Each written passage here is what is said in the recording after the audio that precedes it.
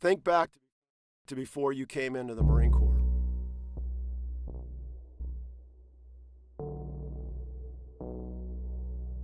At some point, you saw or met a Marine,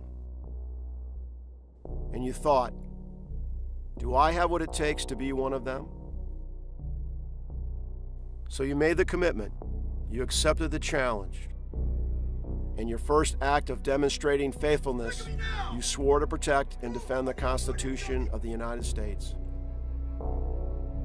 As a Marine, for hours upon hours, focused on one thing, you worked hard, fighting, training, sweating, refining that warrior spirit, earning that EGA. You know what it means for me to give you that, Carter.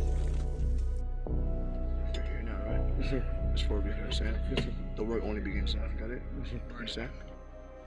Ensuring you'd be worthy of the title Marine. You joined your first unit. You worked at learning your MOS. You listened to the NCOs and other leaders as they led and shaped you. You received your first promotion and a second promotion. And with each promotion, your responsibilities increased, just like others' expectations of you. You were proud, but you knew that nothing was getting easier.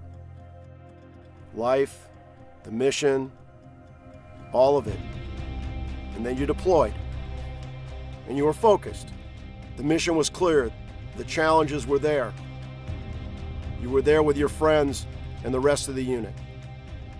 The sorrow, the joy, all of it became real. Not just lessons and stories from NCOs. And then you came home. And you prepared to do it again and again. And maybe there were more promotions. Maybe you fell in love and started a family. And now the new Marines are looking to you for advice and leadership. And like those before you, you taught, you trained them, you led them well. And then seemingly overnight, there you are. And now this is you. Still a Marine, continuing to demonstrate your faithfulness to our Corps, our country, and to each other. You are Semper Fidelis, Marine.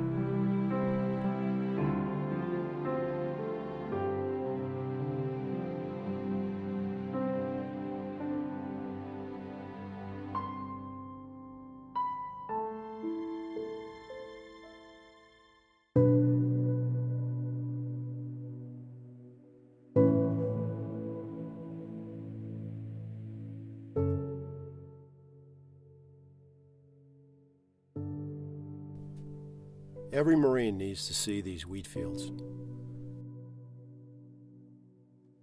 On the 6th of June, 1918, Marines crossed the line of departure and attacked the west side of Belleau Wood, charging through this field through heavy enemy fire. They paid a high price for their bravery. But they fought and they won because they were Marines. Because they were led by people like Gunnery Sergeant Fred Stockham, a man who gave his gas mask to a fellow Marine, an action of self-sacrifice, which earned him the Medal of Honor.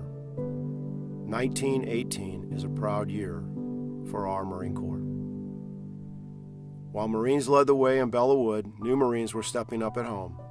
The first female Marines joined our ranks, bolstering our force during a time of war.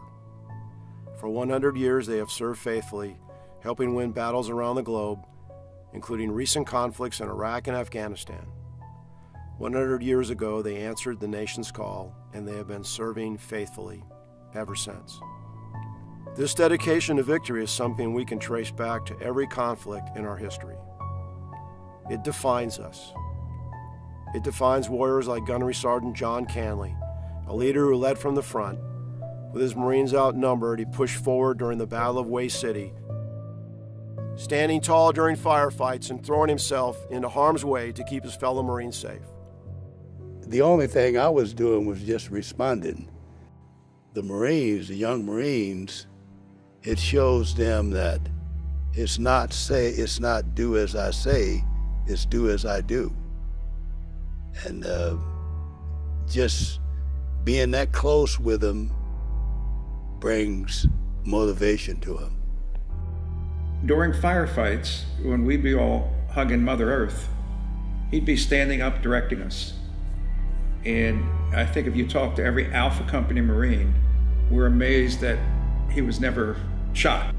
He is individually and uniquely responsible for saving the lives of a lot of good young Marines. My legacy was about taking care of Marines, because I don't think that there was anyone that was more demanding than Gunnery Sergeant Canley. The President of the United States, in the name of Congress, takes pleasure in awarding the Congressional Medal of Honor to Gunnery Sergeant John L. Canley, United States Marine Corps. For 243 years, Marines have fought and won whenever and wherever our nation calls. In the harshest conditions, over the most brutal terrain, and against the most formidable enemies, Marines defend the ideals of freedom with grit and tenacity. Though battlefields will change and capabilities evolve, history tells us that true victory comes from the individual Marine. A Marine with steeled resolve, the drive to overcome any obstacle, and the warrior spirit to fight and win against all odds. That is how battles are won. It takes a steadfast faithfulness, Semper Fidelis, to corps, country, and each other. Happy birthday, Marines. And Semper Fidelis.